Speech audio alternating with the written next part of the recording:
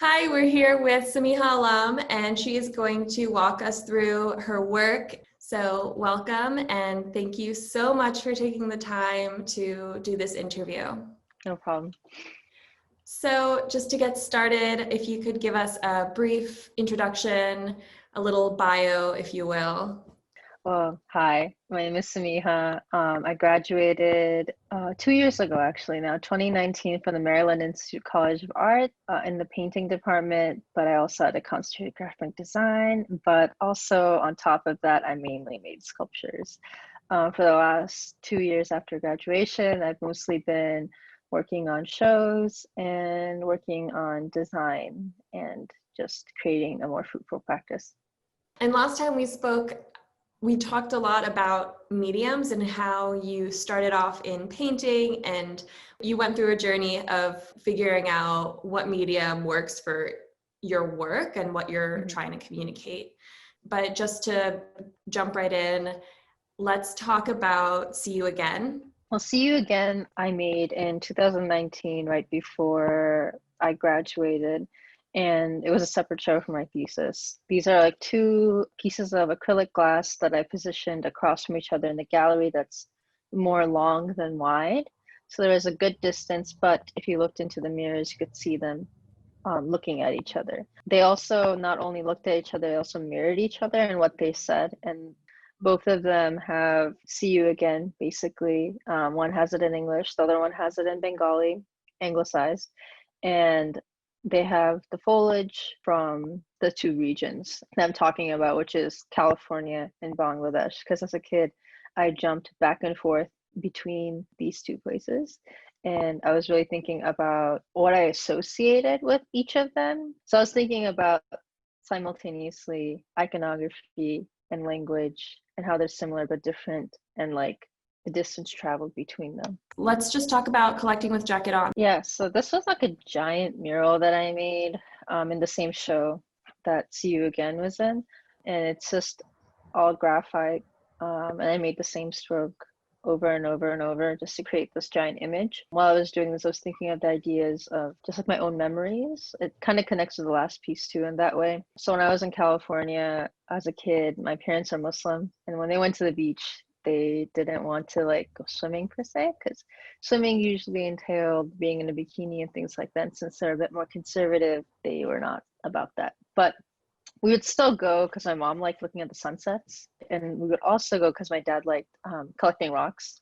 So a lot of my childhood was going to the beach for just like collecting pieces of nature and looking at it, not even to hike or swim or anything, just like look at it. So I was trying to create this scene basically that was life size, that puts the viewer into the same perspective, and also have like a magnification point, which is the centerpiece with the collage. There's drawing with the graphite, there's paint, and there's also rocks that are rendered in Cinema 4D, printed, then cut out and then pasted onto the paper. And it's behind this this plastic screen basically that also feels, it's like a thicker acrylic-like glass. And then it's like mounted onto the wall to create the whole composition. It's a super cool piece. Another large piece of yours that I want to talk about is Growth Point. Growth Point is probably one of the more abstract pieces that I created. It was on the wall. I 3D modeled some cell-like sections using Rhino, and then I modeled them, printed them out, and then I attached them to the wall. And after that, I spackle and sanded them, and then painted them the same color that was on the wall. So it felt like they were actually growing out of the wall, but at the same time felt like they were like little colonies that kept spreading.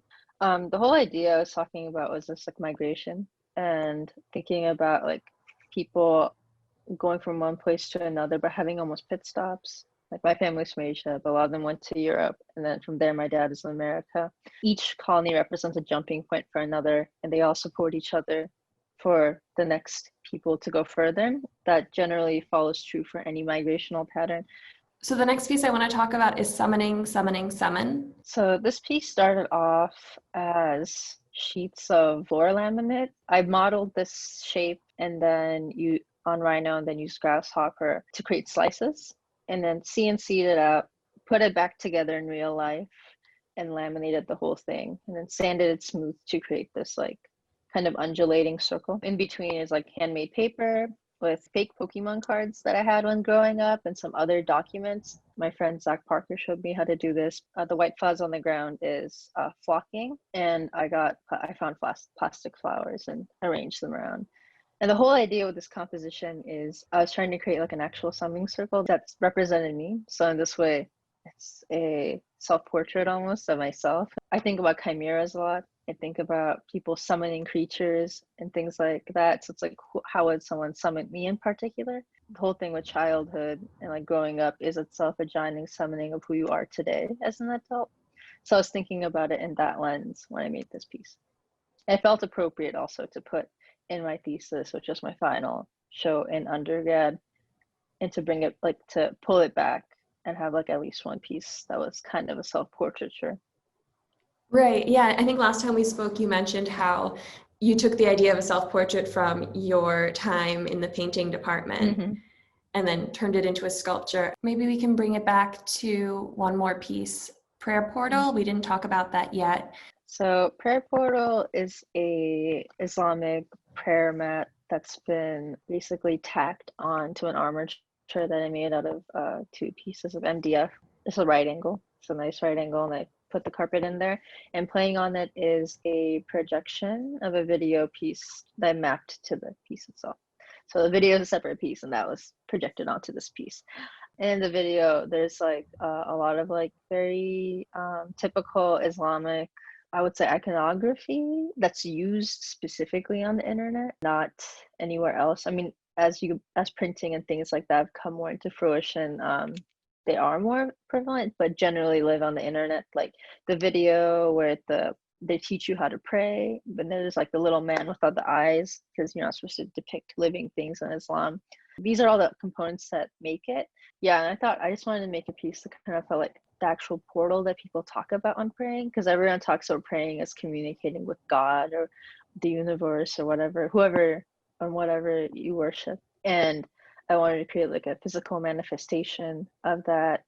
I really like the dimensionality that you add by having this structure that you can kind of lean into. Any other information that the audience would need to better understand your work or better understand your practice? I think in the end, my practice is about like being really fluid and learning new things. A lot of like the stuff that like I use really depends on what I'm trying to make. It's not like I'm a painter or like a sculptor or anything. For example, right now I'm trying to learn more photography and get a little bit more into that. So I just want to have like, I think my practice is really multimedia and uses different methods that suit the piece in the end. And I'm trying to basically capture myself, I guess, in like a more concrete way, because I think it's hard when you're in an institution to find work that like really describes your own like experience as a person. And I'm sure there are other artists or younger people who like want to see that shown. But yeah, that's basically my goal. And I want to make work that everyone can just relate to in my own community in some way, and just want to learn new things and keep making. Thank you so much again for taking the time. It's always such a pleasure to talk to you and hear more about your work. Yeah, thank you so much for this opportunity and listening to everything I have to say. I know I have a lot, but it's nice just to be heard. Yeah, absolutely. We'll keep in touch, and I look forward to seeing your future work and your future shows. I know you have a project coming up, so good luck with that, and we'll talk soon. Thank you. See you. Yep. Bye.